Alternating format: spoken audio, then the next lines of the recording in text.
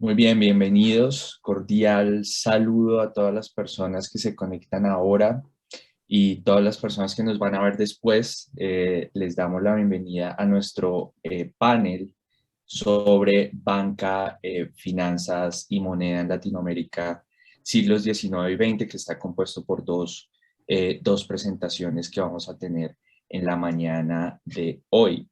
Eh, Nuestro moderador en la mesa hoy va a ser el profesor Bernardo Batiz Lazo, de la Universidad de Northumbria y Anáhuac en México. Él es profesor de historia empresarial, también sus estudios, sus trabajos han girado en torno a banca, medios de pago, innovaciones financieras, fintech, y sin más preámbulo, entonces yo le doy la palabra a Bernardo, agradeciéndole a todas las personas que se conectaron ahora, a los que nos van a ver después y a nuestros presentadores en la mañana de hoy. Bernardo. Muchísimas gracias, Edwin. Muchísimas gracias a todos los que hacen posible el colectivo de historia de la empresa. El día de hoy tenemos un panel con dos presentaciones muy interesantes que abarcan, como ha dicho Edwin, los siglos XIX y XX. Primero vamos a tener a Juan Luis Martirén, que es doctor en Historia por la Universidad Nacional del Centro de la Provincia de Buenos Aires, en Argentina, e investigador adjunto de carrera del Consejo Nacional de Investigaciones Científicas y Técnicas, CONICET, de Argentina, con lugar de trabajo en el Instituto de Historia Argentina y Americana, Dr. Emilio Ravignani.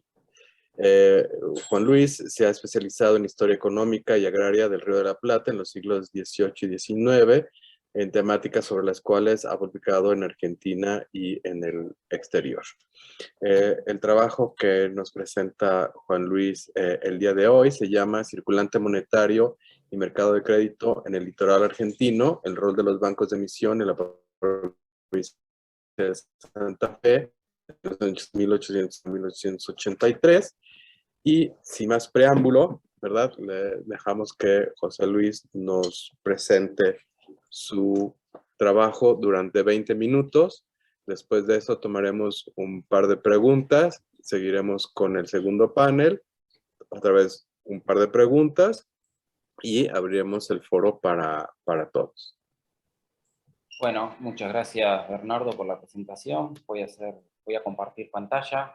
Buenas tardes, buenos días a todos. Lo que voy a presentar en este caso es una propuesta, más que nada de investigación, que forma parte de un proyecto más amplio del Grupo de Historia Económica del Instituto Ravignani, en la cual, digamos, voy a presentar nueva evidencia que he venido construyendo sobre un caso muy particular de la historia económica argentina, que es la provincia de Santa Fe, una provincia muy puntual que tuvo un crecimiento radical en la segunda mitad del siglo XIX, y en este caso la idea del trabajo es presentar, más que nada, algunos indicadores básicos relativos a la cotización de monedas y a la tasa de interés, además de analizar un poco un fenómeno muy particular, que fue la emergencia de bancos de emisión en esa provincia, desde fines de los 50, pero sobre todo desde los 60. Agradezco obviamente también a todos los organizadores del Business Call por la posibilidad de presentar estos avances de investigación. Bueno, ¿cuál es el punto de partida de este trabajo?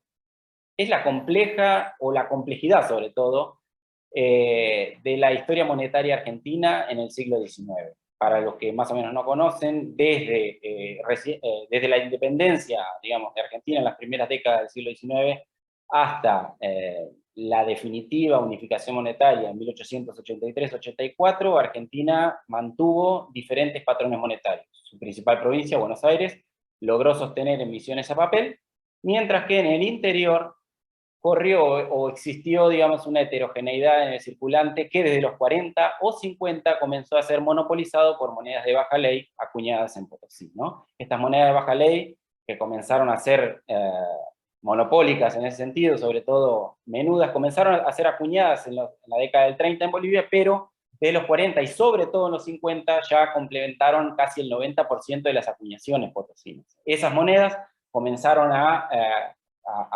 circular a raudales, no solamente por el interior argentino, sino también por otros espacios económicos, pero sobre todo donde más afectó fue el interior argentino y el Perú.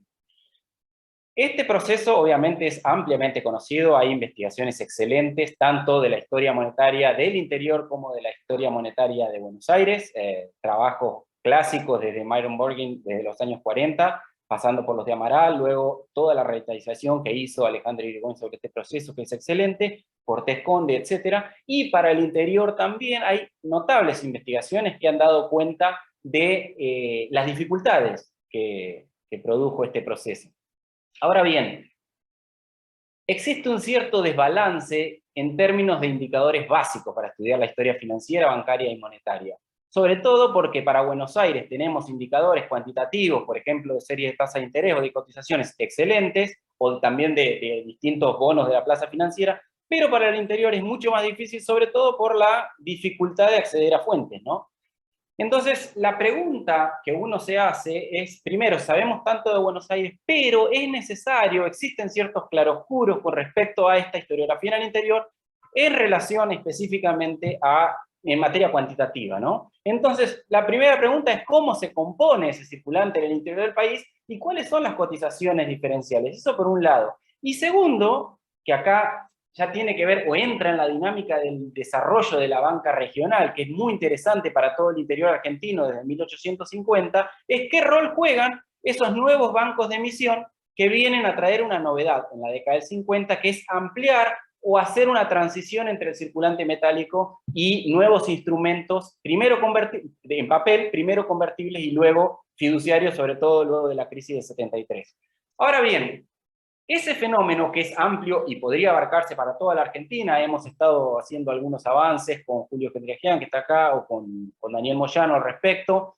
Martín Basserman también ha hecho importantísimos avances, sobre todo para la cuestión financiera de la década del 20 en Buenos Aires, pero faltan, digamos, o es necesario construir aún determinados agregados macro sobre este fenómeno. ¿Cuál es el prisma a partir del cual voy a abordar este problema, estas preguntas de investigación? El caso de Santa Fe. ¿Por qué es importante la provincia de Santa Fe? Fíjense, acá lo voy a pasar muy rápidamente para no perder el tiempo, pero digo, es un caso extremadamente relevante para estudiar este fenómeno. Primero, porque hasta la década del 50, los dos principales centros mercantiles y puertos de intercambio atlántico eran, en el Río de la Plata en general, eran Buenos Aires y Montevideo.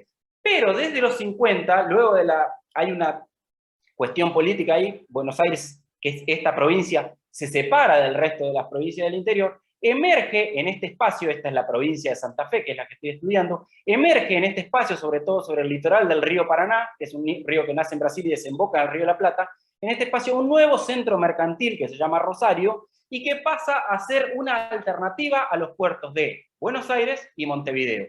Rosario desde los 50 pasa a ser el centro principal de la Confederación Argentina, una confederación de provincias que se separa de Buenos Aires, y al mismo tiempo trae algunas novedades. Primero, porque pasa a ligar esta economía santafesina que empieza a crecer con los mercados atlánticos y al mismo tiempo revitaliza todos los circuitos mercantiles, o los viejos circuitos mercantiles del mercado interno colonial, que se habían desestructurado en gran medida luego de las guerras revolucionarias, sobre todo durante la primera mitad del siglo XIX. Rosario pasa a ser entonces un nuevo centro mercantil desde la década del 50, muy importante, casi a la par, obviamente en términos cuantitativos menos importante, pero casi a la par con Montevideo y Buenos Aires. Entonces, es importante aquí porque Rosario pasa a ser el centro financiero de arbitraje y de intercambio de todo este circuito mercantil sobre el cual empieza a circular esa moneda boliviana, o la moneda, digamos, feble, sobre todo de la década del 40 y del 50.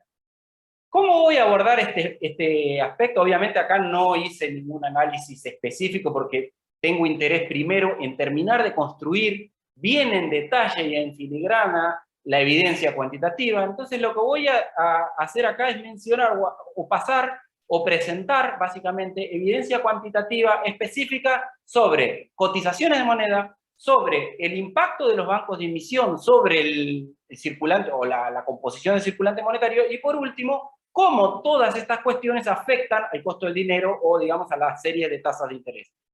Es decir, circulante monetario en el interior, el aspecto de la expansión del billete y el aspecto de, o indicadores relativos a las tasas de interés, son aspectos que tienen que ser indagados con mayor detenimiento.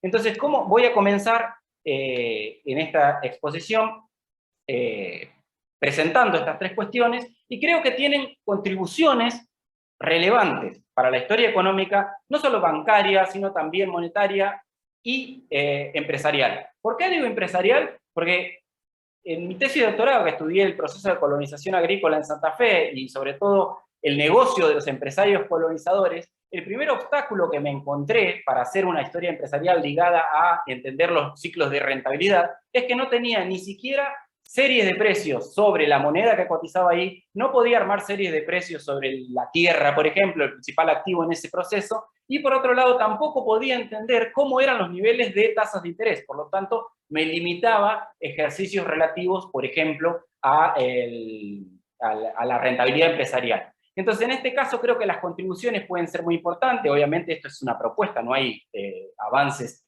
concretos de investigación, pero con respecto a entender, a generar nueva evidencia comparable con Buenos Aires o con Montevideo sobre tasas de interés, sobre cotizaciones y sobre todo con el rol de esa banca regional.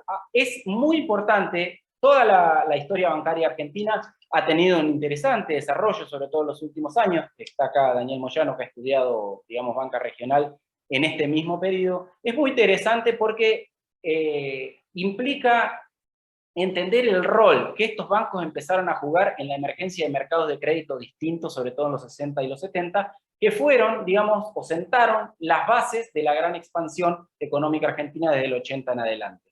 Entonces, primero, lo que quiero presentar acá es un trabajo de largo aliento, lo vengo realizando junto con Julio Genderegian desde hace algunos años. Lo que quiero presentar acá es la primera complejidad que implica la moneda, la unidad de cuenta, que es el peso fuerte o el peso de plata, y cómo eso se va diversificando a lo largo del periodo.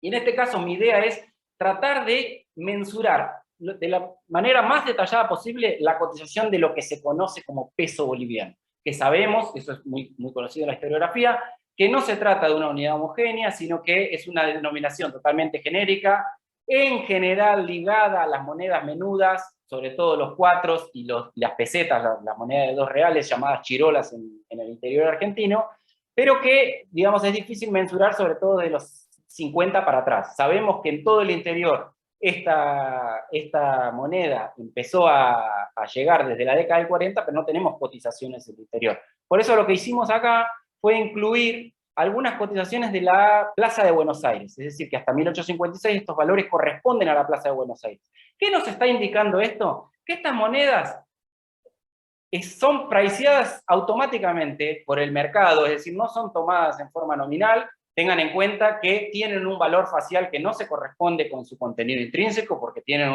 un debasement de prácticamente el 30%, y obviamente en los momentos de mayor tensión cambiaria se ve que la moneda de mala calidad automáticamente no es una reserva de valor. Puede verse acá que el peso fuerte español, sobre todo, tiene una tendencia a apreciarse sobre la onza de oro. Estos son valores nominales sobre la onza de oro, y una tendencia a apreciarse, mientras que el peso boliviano, la denominación genérica de Macuquina, tiene muchísimo más volatilidad, sobre todo en momentos de tensión, en este caso en la Plaza de Buenos Aires, por los bloqueos anglo-franceses. ¿Y qué es lo que ocurre en el interior? No tenemos nada de datos para la década del 40, pero estos son datos del metálico, en esta serie azul, boliviano desde mediados de los 50, en la Plaza de Rosario. Esta moneda empieza, en términos de su paridad teórica, relativamente apreciada, los 50, pues su paridad teórica con la onza es de 21-1, y en este caso en Rosario cotiza entre los 17, los 18 y los 19, pero luego termina de alcanzar la paridad a los 75. Acá no estoy incluyendo la moneda de Buenos Aires, pero hay una hipótesis interesante de Alejandro Irigoyen que tiene que ver con la correlación que hay entre la moneda de Buenos Aires y estas cotizaciones, que probablemente está siendo afectada también por la moneda de Buenos Aires. Y aquí hay una novedad, ¿no? Los bancos de emisión comienzan a complejizar los instrumentos monetarios. Obviamente acá comienza la circulación de moneda de papel, pero es convertible hasta el 75, cuando se empieza hay un fenómeno marcado. Primero, que la plata empieza a desmonetizar o a perder valor con respecto al oro en los mercados internacionales, sobre todo después de la crisis del 73, y al mismo tiempo la moneda o los instrumentos monetarios en papel de los bancos de emisión santafesinos pasan a ser, al igual que en Buenos Aires, pero sobre todo en Santa Fe, pasan a ser fiduciarios. Es decir, la serie que se dispara aquí es moneda fiat, es decir, moneda bancaria, pero que ya no es convertible. ¿Cuál es la novedad que traen esas instituciones? Aquí hay, en la década del 50, Rosario emerge como un centro mercantil muy importante, y al mismo tiempo se comienzan a instalar instituciones bancarias que generan dos novedades fundamentales. Primero, la transición del circulante metálico al papel, algo que había sido resistido durante todo el periodo anterior en las provincias del interior argentino. Es decir, no aceptaron de por sí, o no corría la moneda de Buenos Aires, la principal provincia del país, no corría en el interior, y la gente era reacia a aceptar moneda en papel. Y sin embargo, los bancos lograron de a poco, este es un fenómeno más complejo, sobre el cual he generado algunos avances, pero no vale la pena mencionar acá. Simplemente quiero marcar la cuestión estructural que cambia, el punto de inflexión que implica la emergencia de estas instituciones bancarias en la transformación de los mercados monetarios y financieros en Rosario. Y por otro lado, la otra novedad que traen estos bancos, y esto creo que sí es extremadamente importante, es que sus emisiones están nominadas a la moneda extranjera, es decir, no hay emisiones, en principio sí, de inicio de los 60, pero de 1865, cuando se extienden las emisiones, no estamos hablando de moneda ligada al peso fuerte, sino que son instrumentos a papel, pero nominados en pesos bolivianos. Es decir, que los rescates de esos billetes podían ser con una calidad totalmente heterogénea por parte de los bancos, que, bueno, forma parte de otro proceso. Y en ese proceso de historia bancaria, que es extremadamente importante también hay un punto de inflexión en la década del 70, que es la emergencia de bancos públicos que van a tomar el monopolio de la emisión, y eso es otro fenómeno excelente de Santa Fe, y sobre todo por su banco provincial, van a tomar el monopolio de la emisión, sobre todo en momentos de cuando se abandona la convertibilidad, sobre todo para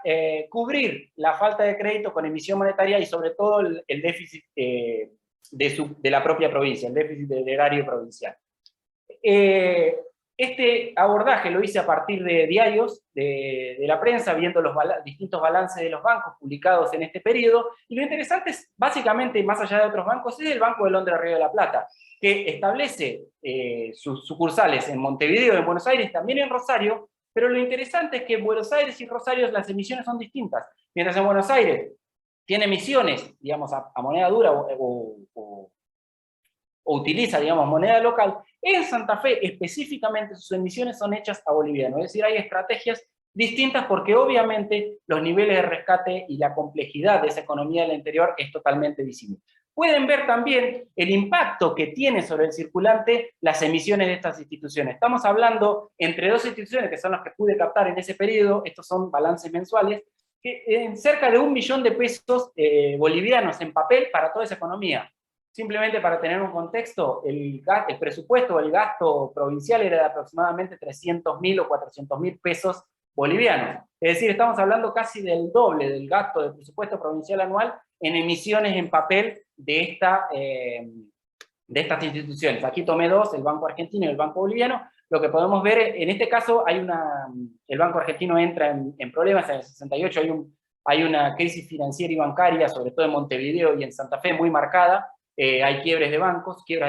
En este caso el Banco Argentino sufre sus embates, aunque logra evitar la quiebra, pero lo que puede verse es que los encajes en boliviano son básicamente, digamos, los encajes de esa institución están en boliviano y sus emisiones también. Y el Banco Provincial de Santa Fe, como les decía, es muy interesante porque el 75 decreta el monopolio de la emisión, y a partir de ahí justamente esto coincide, la gran cantidad de emisión en boliviano coincide con la depreciación de su moneda. ¿Qué es lo importante de este banco? Primero, porque es un antecedente del famoso gaucho banking del que hablaba Lawson en inicio de los 90. Es decir, el Banco Provincial de Santa Fe contra contra las disposiciones nacionales. Desde el 75 hay una idea o una intención del Estado por establecer una unidad monetaria que declara ilegal la moneda boliviana. Contra esas disposiciones sigue acuñando moneda, papel, inconvertible o fiduciaria, sobre pesos bolivianos, hasta que ese proceso se corta debido al proceso de unificación monetaria que no viene al caso mencionar. Pero lo que podemos ver acá es que todo el déficit y el crédito pasa a ser monopolizado, y la emisión también pasa a ser monopolizada por un banco provincial. ¿Cuál es el fenómeno y el principal aspecto de esta problemática? Es extremadamente interesante, y me parece que esta frase de uno de los, digamos, publicistas rosarinos de la época y un gran estadístico de fines del siglo XIX en Argentina, es muy interesante para pensar este problema. Es decir, todo el mundo quiere que el Banco Provincial emita a una moneda fuerte, todo el mundo quiere erradicar esa moneda boliviana, pero eso es acometer un imposible, básicamente plantea Carrasco. ¿Por qué? Porque la única moneda que circula y la única moneda sobre la que pueden encajar los bancos es el metálico boliviano. La única moneda que alimenta o que se alimenta de esos circuitos mercantiles altoperuanos y del interior es el peso boliviano, y la única forma de rescatar esos billetes es con metálico boliviano. Es decir, imprimir billetes rescatables en moneda fuerte implicaría una corrida casi momentánea por parte de estas instituciones, que obviamente no tienen la capacidad de hacerlo. Y por otro lado, hay intentos del Estado Nacional por establecer una moneda y una institución bancaria nacional. Acá está Daniel Moyano, que estudió el Banco Nacional para la década de los 70, que es totalmente infructuoso, por lo menos en Santa Fe. Es decir, en Santa Fe el Banco Nacional no tiene prácticamente importancia en relación a lo que es el peso que va a tener el Banco del Norte del Río de la Plata y sobre todo el Banco Provincial de Santa Fe. Al mismo tiempo, la moneda o los billetes del banco, incluso nominados en pesos fuertes, oro, del Banco Provincial del 75, son aceptados casi a la par con los bolivianos. Es decir, hay un problema, de este problema se desprenden otros muchísimos más importantes que tienen que ver con la construcción de la unidad del Estado-Nación, la construcción de una unidad monetaria y todas las dificultades que surgen en ese babel de monedas que es el interior argentino. Bueno, simplemente para ir cerrando, la última cuestión que quería presentar es cómo responde el costo del dinero, la evolución de las tasas de interés en este problema monetario, en este contexto monetario. Es decir, cómo se pasa a estructurar el mercado de crédito luego de la emergencia de Rosario, por un lado, qué rol juegan los bancos de emisión en ese proceso, cómo evolucionan las tasas de interés, y sobre todo, que no solamente se desenvuelve en ese periodo un mercado de crédito bancario, sino al mismo tiempo otro mercado paralelo que tiene que ver con el proceso de colonización agrícola y de valorización de la tierra en Santa Fe, que tiene que ver con el crédito notariado de base hipotecaria, que también es extremadamente importante, que lo trabajé en mi tesis. Lo que presento acá es la evolución... Perdón que te interrumpa, Juan Luis, sí, pero ya estamos, yo sé que estás terminando, pero estamos ya empezando a empujar un poquito el tiempo. Cierro un minuto. Entonces, aquí para cerrar. Simplemente para cerrar, lo que presento acá son las tasas, 3 tipos de tasas nominales que logré seriar en este periodo, y lo que puede verse es que la tasa de interés corriente, que es la más cara mensual, aquí está anualizada, en plaza, tiene un descenso muy marcado en línea con el crédito hipotecario, y lo interesante acá es que el surgimiento, la expansión de los bancos se da desde la segunda mitad del siglo XIX, pero la caída en el costo del dinero ya es marcada en la primera mitad del XIX. Aquí no se pueden dar respuestas en principio sobre esto porque hace falta un enfoque más regional o global inclusive, pero lo que el proyecto en este caso es analizar estas tasas con las de Buenos Aires y las de Montevideo, que ya las tenemos armadas, y para ver hasta qué punto hay niveles de correlación o ciclos de correlación entre una plaza y otra, y qué impacto tiene el mercado o la emergencia de Rosario sobre la evolución o la construcción del mercado de crédito en el interior argentino. Bueno, perdón por la demora, muchísimas gracias por la atención.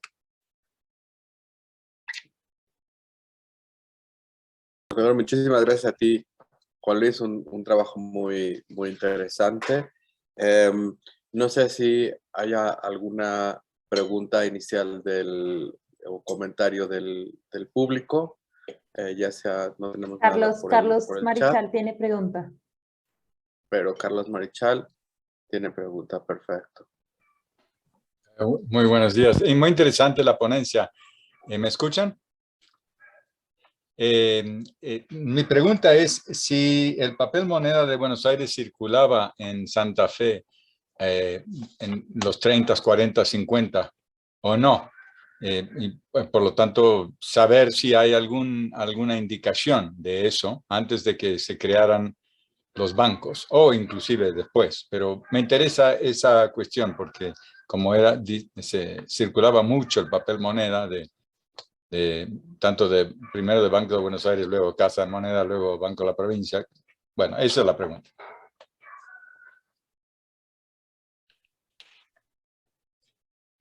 No sé, Bernardo, si paso a responder o hacen una ronda. Sí, si quieres, respondemos. Hay una, ya hay una en el Bueno. chat de Graciela Iglesias, entonces respondemos estas dos y pasamos a la siguiente presentación para dejar cualquier otra pregunta para cuando volvamos a abrir el chat. Perfecto. Comienzo por la pregunta de Carlos. Muchas gracias, Carlos. Es un honor también exponer ante usted aquí. Lo que vemos, obviamente toda la historia financiera de las provincias en el interior ha sido estudiado por Bergin, pero lo que vemos en la economía santafesina es que la moneda papel en Buenos Aires básicamente no es aceptada. Lo vemos en la contabilidad, por ejemplo, de conventos, que son a la hora de armarse, cuando armamos serie de precios para ese periodo, lo que circula básicamente es moneda de plata fuerte, en principio, aunque todos sabemos, y acá uno un poco la respuesta con lo que plantea Graciela. El peso fuerte, todos sabemos que es una entelequia, es una unidad monetaria ficticia. En teoría se trata de monedas de 1 onza, de 902 milésimos de fino, de 542 granos, pero ya empieza a tener distintos valores, o empieza a apreciar distinto, desde el debasement de 1772, luego el debasement de 1786, cada real de plata pasa de 3,05 a 2,93-94, y luego de la independencia, ese peso fuerte acuñado por digamos, lo que se llaman en la Plaza de Buenos Aires pesos patrios, digamos, todos los ejércitos que impugnan la guerra revolucionaria se pelean por tomar control de Potosí, Buenos Aires lo hace temporariamente ahí entre el 13 y el 15, y acuña bastante moneda en peso fuerte siguiendo el patrón de plata español, pero obviamente ese peso ya parecía distinto, con un premio de 5% en general arriba del peso fuerte español, y al mismo tiempo, luego comienza la acuñación republicana de Bolivia. Todo lo que acuña Bolivia, obviamente, no es feble, sino que la moneda de 1 peso, toda la acuñación feble de Bolivia es de la moneda menuda, de 4 reales para abajo, pero la moneda de 1 peso sigue siendo peso fuerte, aunque también praicea con premio en relación al peso fuerte español, al peso patrio. Es decir, hay una complejidad de unidades que las hemos ya mensurado, tenemos las series, en este caso lo único que presenté fue la serie para no complicar el asunto, pero lo que sí, ese peso español empieza a cotizar distinto. Y si vemos las cotizaciones también en la Plaza de Montevideo, que ese peso español también se denomina patacón, tiene distinta cotización en relación a la Plaza de Buenos Aires, sobre todo porque ese patacón empieza a estar contaminado por el cobre brasileño que absorbe la moneda ahí. Entonces estamos hablando de una moneda, el peso fuerte, desde ya, que es como una unidad de cambio, pero también una unidad de cuenta, porque toda la contabilidad pasa a ser ligada a peso fuerte, pero que tiene cotizaciones distintas en relación al oro. En un momento cuesta 17-1, luego 16-1, va pasando, tiene cotizaciones diferenciales en las distintas provincias. Y por otro lado, otra cosa que me parece muy importante, es que de 1800, o sea, toda la moneda feble boliviana se acuña hasta 1859, toda la década del 50, el 95% de la acuñación es feble boliviana, y desde el 59 al 63 se acuña los famosos tostones de Frías, que son moneda feble en su peso, pero de ley en su contenido, y desde el 63 Bolivia adquiere pasa a tener, abandona el sistema octal y pasa a tener el sistema decimal, pero esos pesos, que son pesos fuertes, evidentemente, pasan a pesar 500 granos, no 542 como el viejo fuerte español. Entonces ahí otra nueva complejidad, es decir, otro nuevo peso fuerte que sea distinto. Es decir, estamos hablando de un proceso que requiere aún de nuevas series, ¿no? Como para ahí entender, y creo que ese enfoque rioplatense puede generar nuevas miradas, ¿no? Sí, perdón, Bernardo, que me pasé con la explicación. Muchas gracias. Creo que sí, también la pregunta de Graciela fue respondida. Entonces dejamos una de Daniel Moyano para la segunda la segunda ronda de preguntas y respuestas.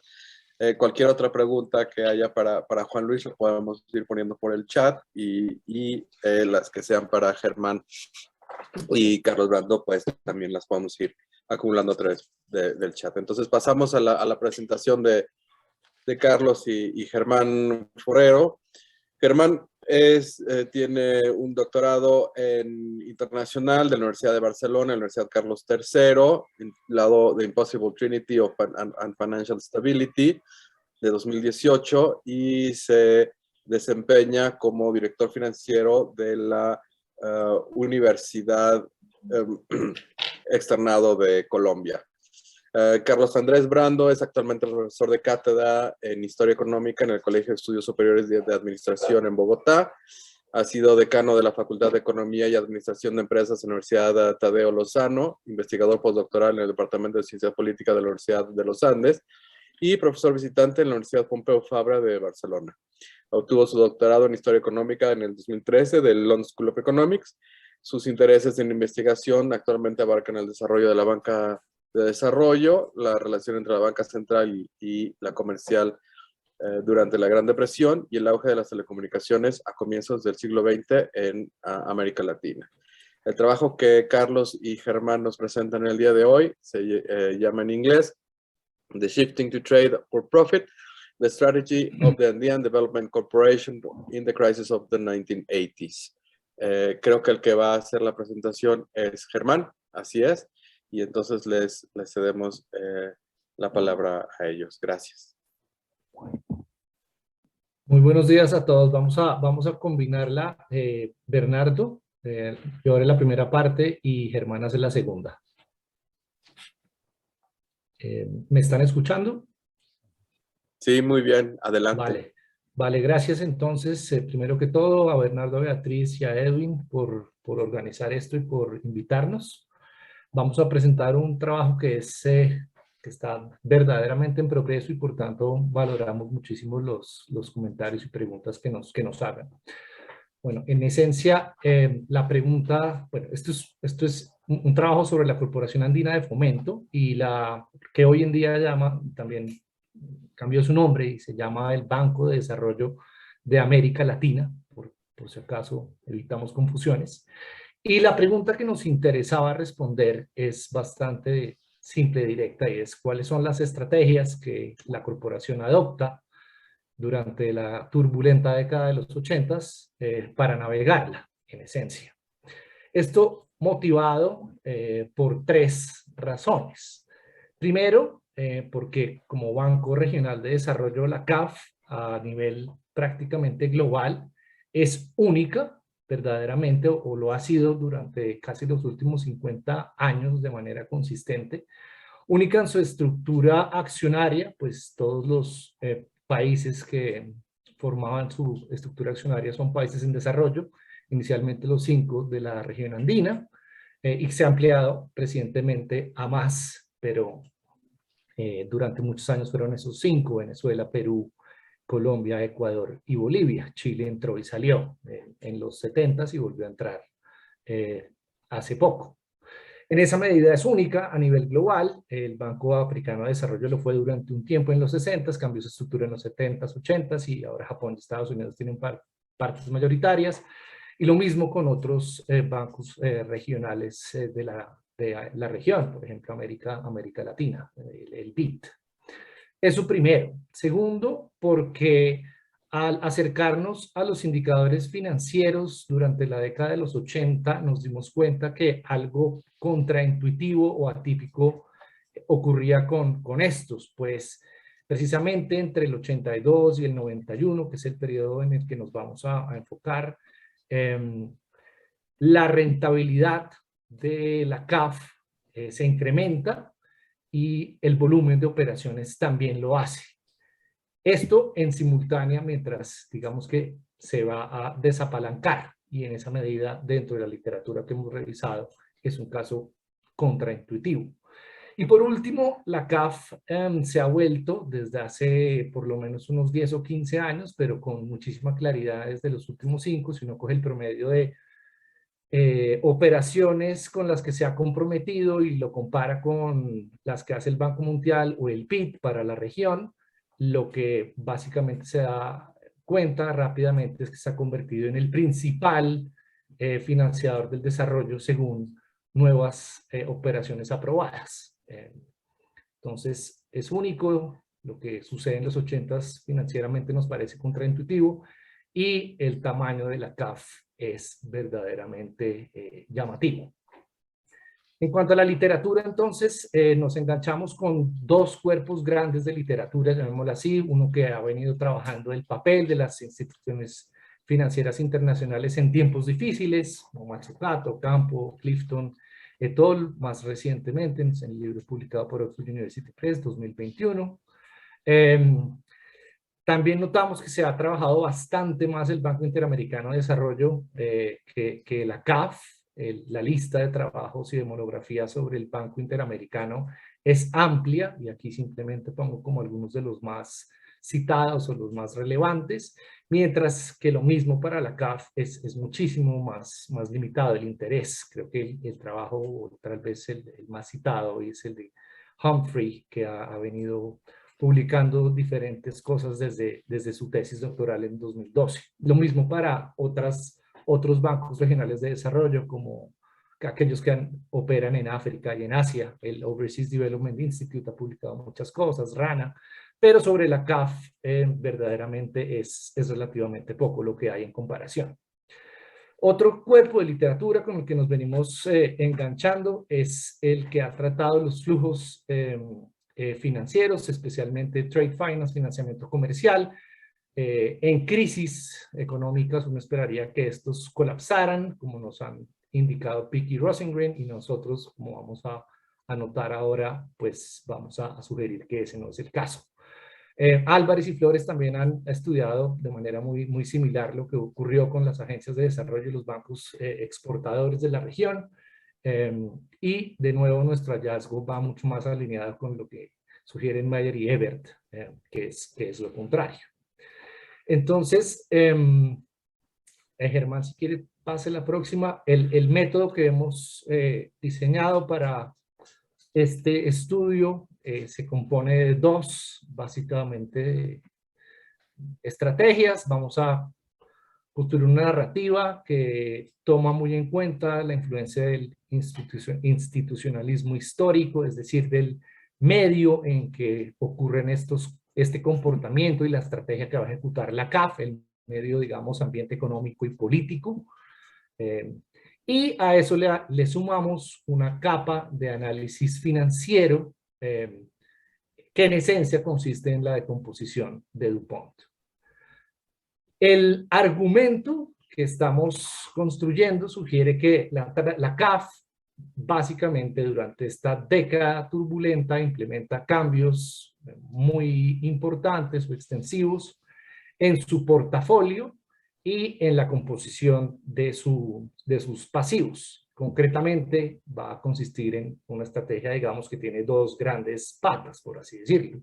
Por un lado, eleva las operaciones o sus compromisos de corto plazo, financiamiento comercial, básicamente o mayoritariamente, al interior del Pacto Andino, del Grupo Andino, de los 5 que la componen durante esta década, y reduce los compromisos de largo plazo que están esencialmente concentrados en la ejecución de proyectos industriales. Más adelante les vamos a mostrar al detalle esa composición. La otra pata, perdón Germán, de esa estrategia consiste en el desapalancamiento básicamente del balance. Mientras que ven las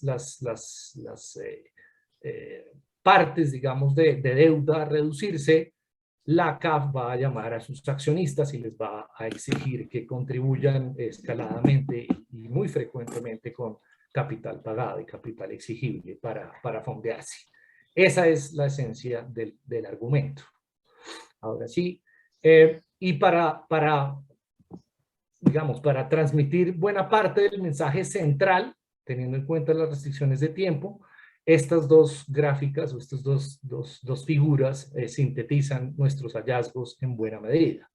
El gráfico de la izquierda lo que les muestra es los cambios, la evolución de las operaciones de corto y largo plazo, las operaciones aprobadas. Los histogramas en azul nos muestran que las operaciones de corto plazo, básicamente durante la primera década de la CAF, promedian el 20%, un poco más del total.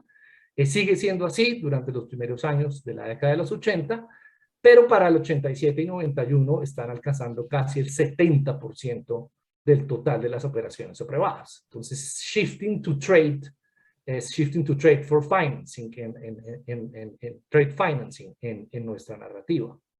Y es lo que capturamos ahí.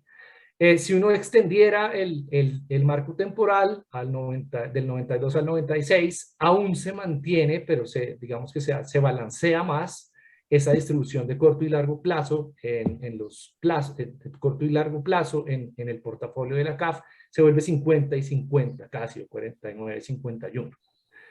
Eso en cuanto a los plazos. Ahora en cuanto a los sectores o las actividades que va a financiar, cogiendo una lupa y haciéndole zoom a los histogramas negros, lo que vemos es también una diversificación del portafolio.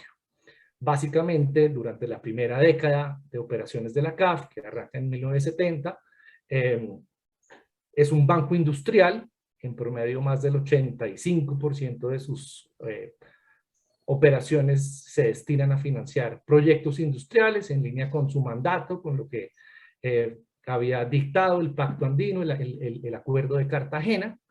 Y en los dos histogramas que le siguen, los dos quinquenios siguientes de los 80, vemos que eso empieza a variar de manera importante. La infraestructura va a convertirse desde los 80 y muchísimo más en los 90 el principal rubro de inversión de la corporación. Otros en amarillo, como por ejemplo proyectos turísticos y más adelante intermediación financiera, se vuelven importantes, pero el punto central es que el portafolio se va a alejar del énfasis en las inversiones industriales. Germán, ¿sigue? Sí, gracias, Carlos. Entonces, la aproximación metodológica, digamos, más asociada con análisis financiero, parte de la descomposición de DuPont. La descomposición de DuPont es una técnica que nos permite descomponer el return on equity, o sea, el retorno sobre el capital, en los tres principales drivers o los tres principales determinantes de la utilidad de la compañía. Entonces, lo que hacemos básicamente es coger la utilidad sobre el patrimonio, que sería el return on equity, y lo vamos a separar en tres componentes diferentes. Vamos a coger la utilidad y la vamos a dividir por el total del ingreso. Esto es básicamente el Return on Total Income, es una medida de performance de la operación, es una medida de ejecución de cómo está el negocio. Vamos a tomar el ingreso total de la compañía y lo vamos a dividir en el total de activos, es una medida de productividad del activo, es decir, por cada unidad monetaria, por cada dólar o por cada peso que tengo invertido en el activo de la compañía, cuánto estoy generando de ingresos. Y finalmente voy a tener el total activo sobre el patrimonio. Eso es una medida de apalancamiento. ¿Qué es importante de esta descomposición? Pues que los rojos se cancelan, los azules se cancelan y por lo tanto terminamos al final de la historia simplemente con el retorno sobre el patrimonio. Ahora, Carlos mencionaba que los indicadores financieros eran contraintuitivos. Yo quiero incidir un poco sobre eso y decir lo siguiente: estamos en la crisis de deuda de los 80, estamos en un escenario de mercados muy complejo, es un escenario de crisis en el que uno esperaría, o sea, la expectativa que uno tendría ex ante es decir, mire, la rentabilidad de las entidades financieras debería caer, el capital de las entidades financieras debería caer, y lo que uno esperaría entonces es, primero, que el apalancamiento aumente, porque hay una caída en el equity, hay una caída en el patrimonio, por lo tanto uno espera que el apalancamiento aumente y las compañías estén más endeudadas, y está esperando que el retorno sobre el activo total caiga precisamente por una caída de las utilidades. Digamos, esa es la expectativa anticipada que nosotros tenemos. Ahora, cuando uno mira la gráfica de DuPont o la descomposición de DuPont para la CAF, lo que ve es que el return on equity, la rentabilidad entre 1973 y 1991 está aumentando. Y de hecho es muy importante es que se mantiene más o menos estable entre el 73 y el 79, que es lo que estamos mostrando aquí, y empieza a aumentar de forma muy importante durante la década de los 80 y hasta el año 91. ¿Qué nos va a permitir esta aproximación metodológica que estamos compartiendo aquí? Pues precisamente explicar cómo es que funciona o por qué se da esa mejora en la rentabilidad. Entonces, lo primero que vemos es que el asset turnover, o sea, la productividad del activo, realmente se mantiene muy estable durante el periodo. O sea, ese multiplicador de qué tan rentable es el activo se mantiene muy estable. Eso no nos va a servir para explicar muy bien cuál es el asunto. Lo segundo es el ROS, el Return on Sales, o la rentabilidad de las ventas, digamos. ¿Cuánto es, como veíamos en esta descomposición, cuánto sería esas utilidades sobre ingreso total, ese Return on Total Income? Y lo que vemos en la gráfica es, y aquí es importante que vean que esta línea punteada color rojo está asociada al eje de la derecha. Vemos un aumento de la rentabilidad de cerca del 0%, niveles muy cercanos a cero, hasta el 50% al final del periodo. Entonces, la historia que nosotros vamos a contar acá es una historia de una mejora sustancial en la rentabilidad de la CAF. Y es una mejora importante de la rentabilidad en un contexto en el que el apalancamiento está bajando. Recuerden que cuando decíamos que era contraintuitivo es precisamente porque lo que uno esperaría es que la rentabilidad caiga y el apalancamiento suba. Y lo que estamos viendo aquí es completamente lo contrario. Estamos viendo un aumento de la rentabilidad y una caída en el apalancamiento.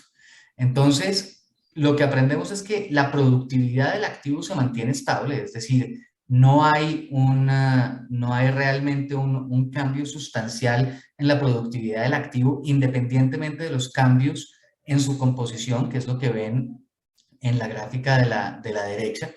Lo que muestra la gráfica de la izquierda es un retorno del activo bastante estable. Esto es un intervalo de confianza en el que tomamos la tasa máxima y la tasa mínima de colocación que tenemos para la CAF en el periodo, y lo que encontramos es que realmente los mínimos y máximos se mantienen muy estables, no se ven grandes cambios en la rentabilidad del activo.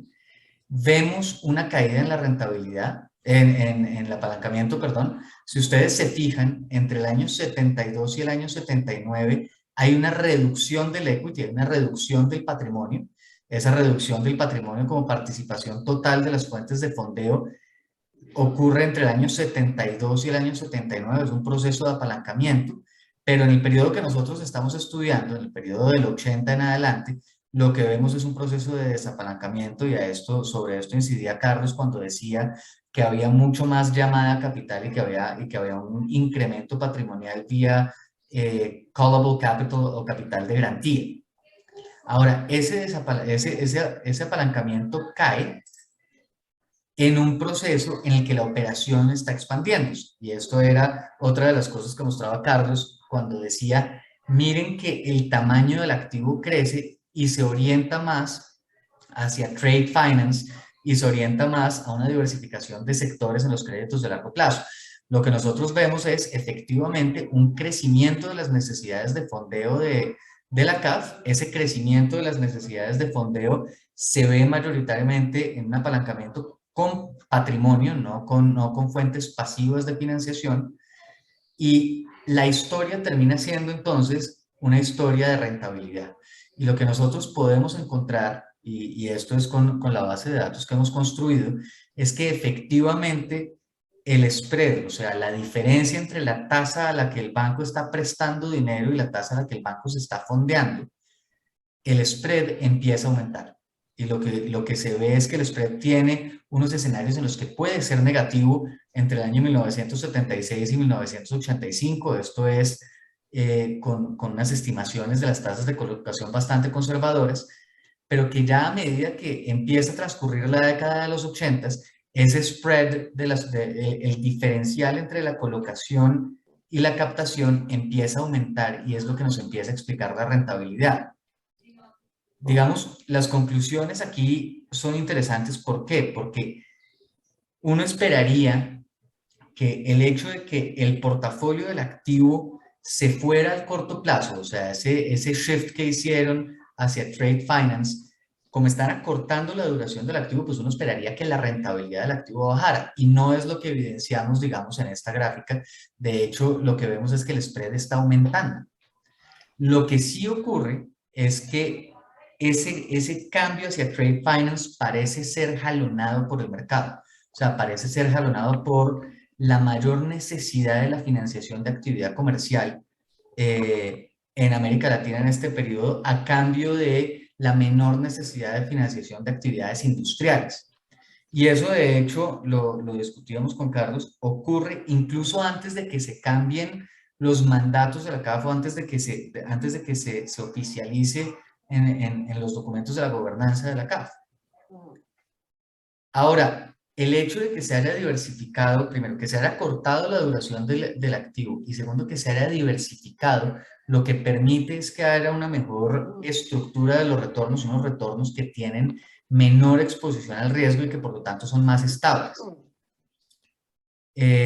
Una conclusión adicional que hemos encontrado tiene que ver con el hecho de que ese proceso de desapalancamiento, de recurrir a fuentes más estables de fondeo, es lo que explica también la estabilidad y la mejora del spread de la CAF, y lo que explica en alguna medida su mejor diversificación de fuentes de fondeo.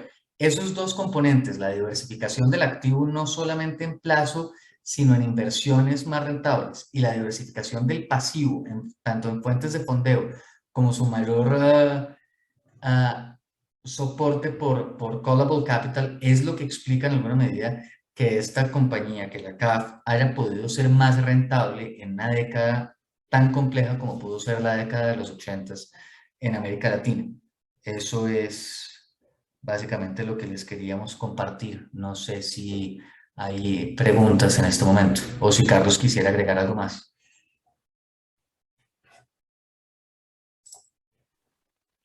No, yo no tengo nada más para agregar. Listo.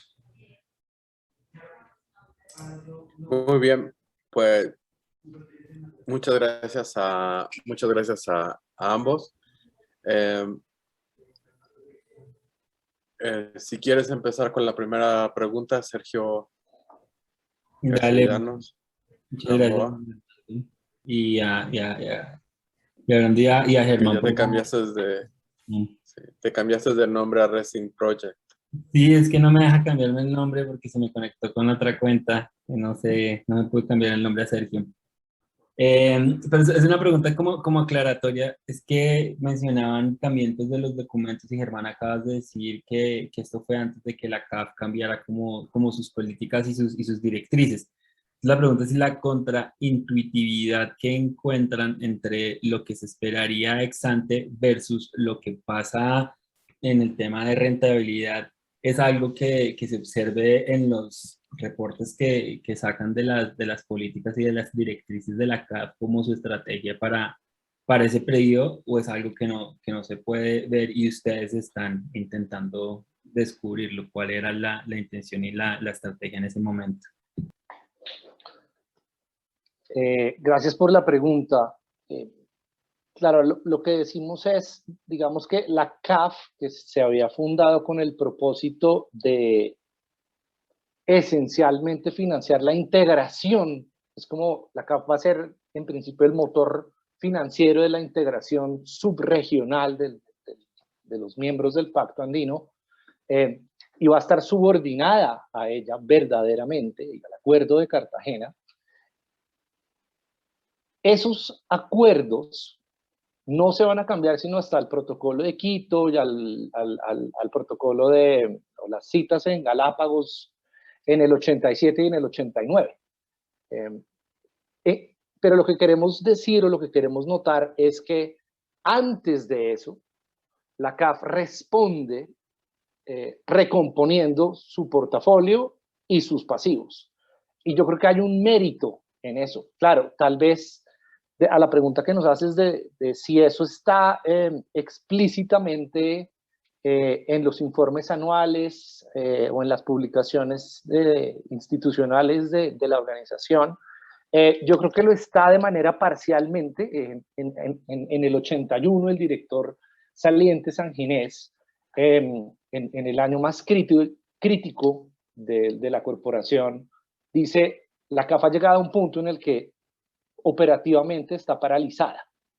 Y si no cambiamos de rumbo, es mejor liquidarla. Pero claro, oficialmente, digamos, institucionalmente, la CAF está atada a los acuerdos del Pacto Andino. Y el Pacto Andino, pues, estaba rezagado con las agendas de liberalización de importaciones y seguía atado con la estrategia de industrialización sustitutiva que se había planteado al momento de su fundación. Por eso es que notamos que como reacciona anticipadamente a los cambios en los mandatos, en las directrices del pacto, del grupo. No sé si me explico o si la respuesta es satisfactoria. Sí, no, sí, aclara bastante, sí, pues era como eso, no entendía si estaban en los reportes o iban contra de las políticas que tenían en ese momento de las directrices, por lo que dices por lo que hablan de la contraintuitividad, o tú dices aquí del mérito por la anticipación en el cambio de la estrategia, como esas instituciones normalmente están tan atadas y tienen los lineamientos de eso, entonces era como para entender un poco mejor, pero sí, muchas gracias.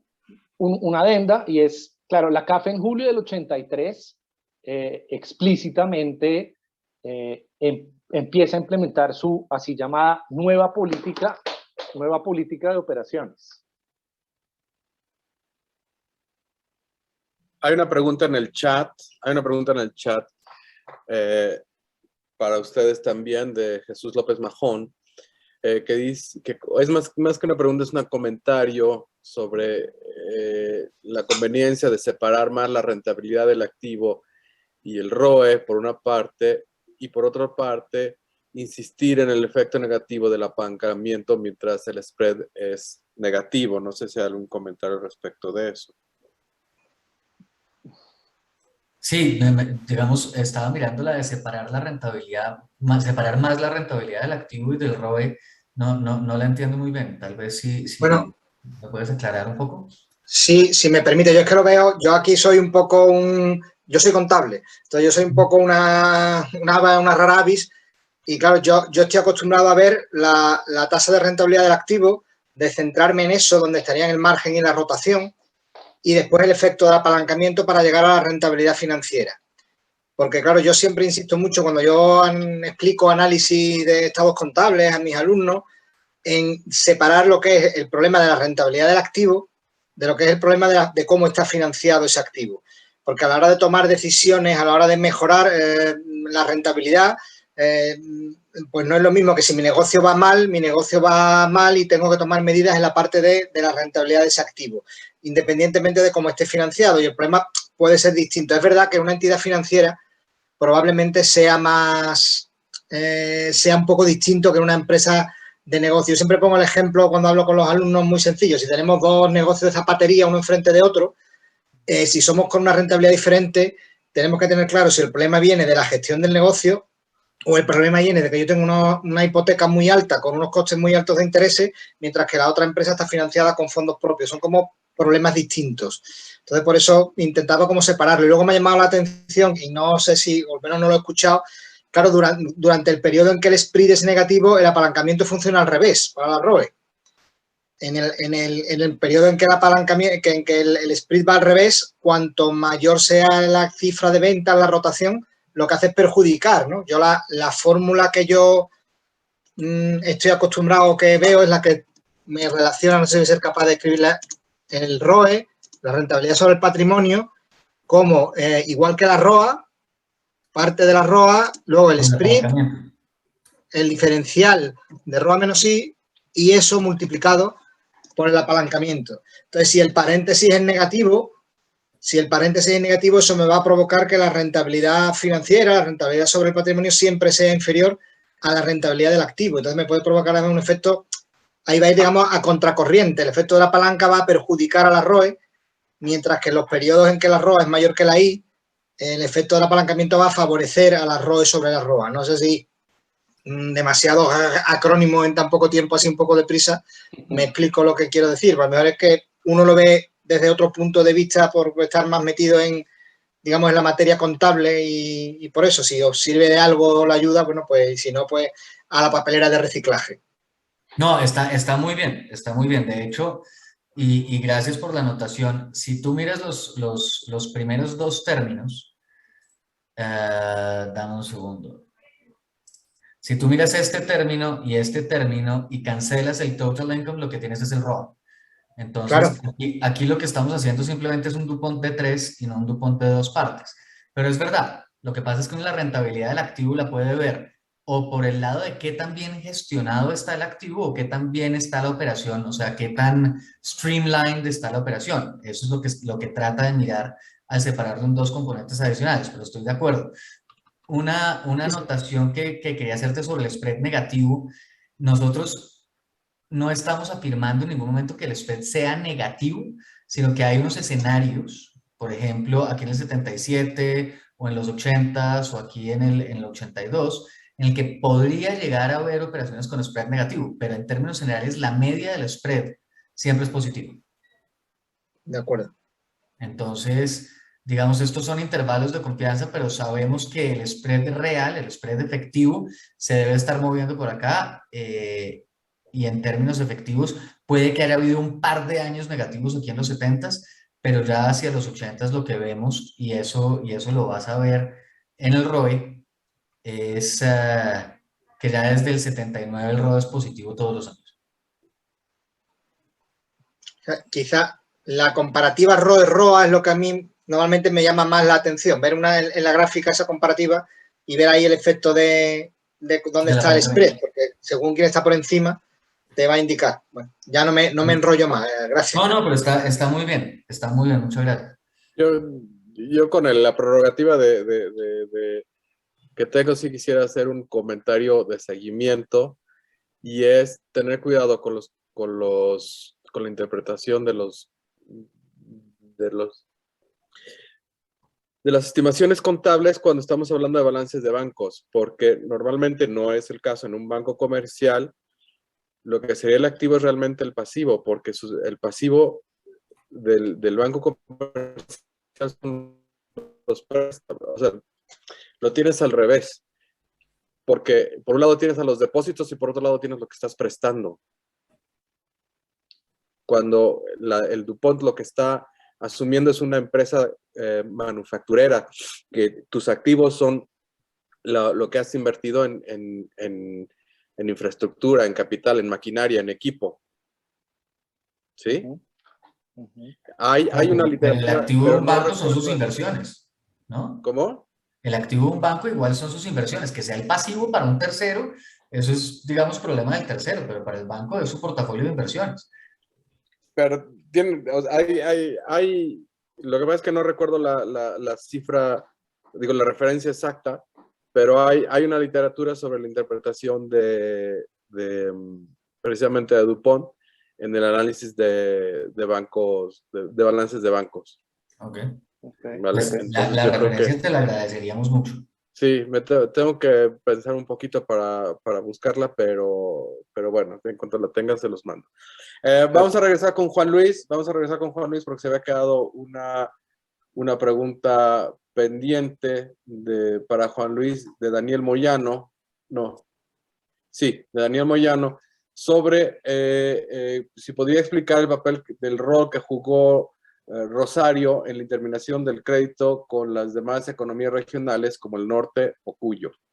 Y hay otra pregunta de Carlos Gabriel para Juan Luis también. ¿Cuál fue el papel del Banco Magua en la circulación de moneda en Rosario? Y entonces después regresamos con una pregunta de Carlos Marichal para Germán y Carlos. Perfecto, bueno, muchas gracias por las preguntas. Retomo una cosita que no terminé de responderle a Graciela Iglesias. ese peso español, el viejo peso español, en la serie efectivamente está hasta 1856 porque ahí corta la serie del diario el British Packet, que es de donde tomamos las cotizaciones, y a partir de ahí los diarios de Buenos Aires ya no publican más la cotización específica de cada peso, sino que aparecen con relación sobre todo a la moneda local de Buenos Aires, pero es muy difícil encontrar. Ya empiezan a publicar ¿cómo se dice?, la cantidad negociada en la bolsa de pesos, los pesos vendidos, pero no dicen específicamente cómo, con tanto detalle como venían antes. Y en los diarios de Santa Fe lo mismo, es decir, tienen cotización de boliviano, pero no del peso español. Evidentemente, obviamente, por una cuestión de escasez de esos pesos, se empiezan a apreciarse muchísimo más, aunque directamente en general se los cotiza 16-1. Con respecto a Daniel, bueno, muchas gracias también por la pregunta. Rosario ahí, como decía, pasa a ser un mercado que pasa a arbitrar toda esa estructura financiera y pasa a ser el que, eso lo mostró muy bien Julio Genderejía, lo hemos mostrado también últimamente en un trabajo publicado en Desarrollo Económico, cómo Rosario pasa a ser el centro de arbitraje que toma la moneda mala y la buena y es el que la termina manejando porque es el que pasa a monopolizar la comercialización con las economías del interior. Hay un trabajo de Beatriz Bragoni sobre el Banco de Mendoza y que muestra muy bien esas dificultades que tienen los mendocinos para el pago con moneda buena. Los rosarinos aceptan la moneda buena, captan esa para pagar importaciones y pagan la importación de mercaderías del interior con moneda mala. Hay como es muy interesante para verlo y al mismo tiempo pasan a ser la base de financiamiento de todas las instituciones financieras que surgen en el interior, porque no solamente estos bancos de emisión de Rosario son una particularidad, sino que muchas casas comerciales también pasan a emitir, ¿no? Emitir moneda nominada obviamente a bolivianos. Y obviamente son financiadas desde ya por los bancos de Rosario.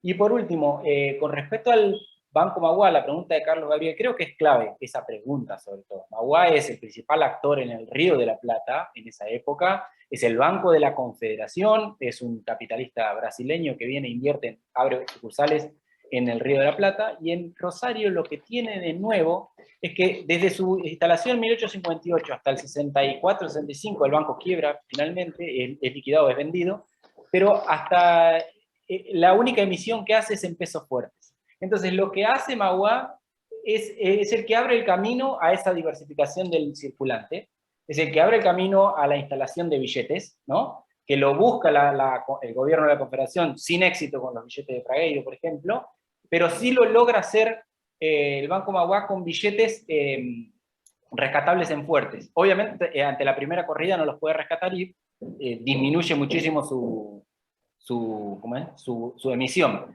Pero en el 64 aparece otro empresario rosarino, comercial, tradicional, que abre un banco similar y trae una novedad, que es la emisión en billetes de baja denominación. Y ahí, por eso digo que para mí la importancia de Magua en ese contexto es central, no solamente por su importancia financiera, sino porque también cualitativamente es fundamental en la transición del metálico hacia el papel. Bueno, no me pierdo más, creo que no había ninguna otra pregunta. No, muchas gracias. Y seguimos entonces con la pregunta de Carlos Marichal para Germán y Carlos, y es si tienen información sobre las proporciones de crédito por países y si fue especialmente importantes para Colombia. Sí, gracias por la pregunta, Carlos. Sí, voy a operar de memoria porque me tocó conectarme desde el teléfono móvil. Digamos, de los 5 países miembros durante los primeros 10 o 15 años de operaciones, así a vuelo de pájaro te diría que más del 50 o 55% de las operaciones de largo plazo se destinaron a Bolivia y a Ecuador. Bolivia y Ecuador eran, digamos, los preferidos del grupo andino cuando se trataba de la CAF. Así lo estableció la Carta Orgánica, ¿no? Dentro de los pobres eran los más pobres y tenían que tener un tratamiento preferencial. Y eso se manifestaba o se concretó de 2 formas. Uno, porque recibieron muchísimo más de lo que ponían, de hecho, contribuían con menos capital pagado a la estructura de la CAF. Y segundo, recibían durante los primeros 15 o hasta 20 años, casi la mitad de todas las operaciones de largo plazo. Las de corto plazo no las hemos revisado al detalle.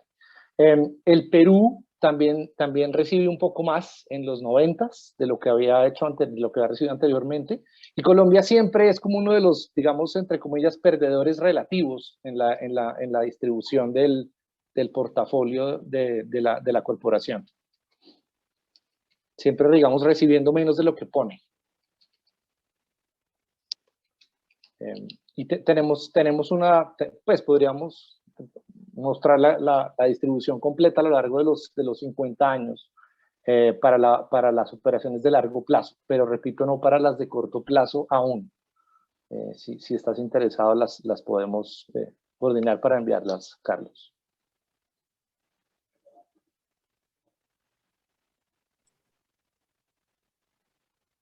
Bien, no sé si Carlos iba a hacer un comentario ahí y estaba en... Carlos, creo que estás en... ¿No?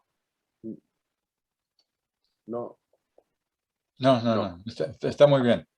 Está muy bien. Nada más que lo de Bolivia y Ecuador sorprende y el que CAF sea tan concentrado, aunque conocía al presidente de la CAF y era boliviano en un tiempo. Entonces sí, pero quiere decir que Bolivia y Ecuador recibieron mucho apoyo. Enorme, Carlos.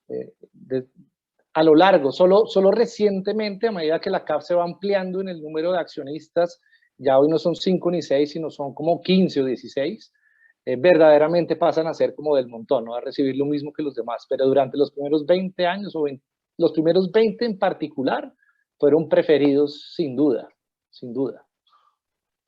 Y es como una de las ventajas de los bancos regionales de desarrollo, argumentábamos con Judith Clifton y Daniel Díaz Fuentes, que tenían los países pequeños de ejercer mayor voz que en un banco como el BID o pues por supuesto en el Banco Mundial, ¿no? La ventaja de esos bancos de desarrollo vis a vis las grandes multilaterales.